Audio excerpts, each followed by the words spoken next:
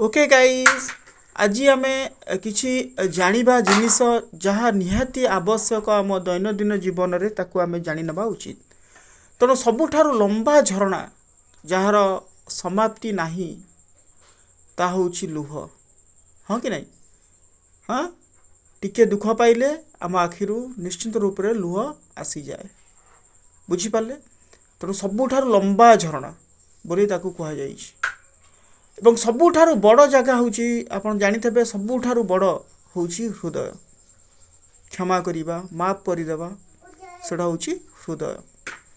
सबुठारु बड़ सम्मान होची आपणकर व्यवहार।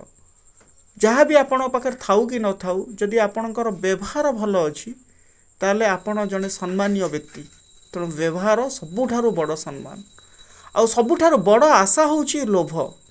तेणु मनीषर मला पर्यंत तो साधारणतः लोभ रहिबो किंतु अत्यधिक परिमाण लोभ रहिबा उचित नुह। तो बड़ दुख जदि आमे बाहर करिबा ता होची अपमान। कौन न अपमान ताठारु बड़ दुख किछि नाही। सबुठारु बड़ क्रोध कौन मनीषर होची हिंसा। क्रोध सबुठारु बड़ होची क्रोध जहाकू हिंसा बोली कहा जाउची। सबुठारु बड़ सुख होची प्रशंसा।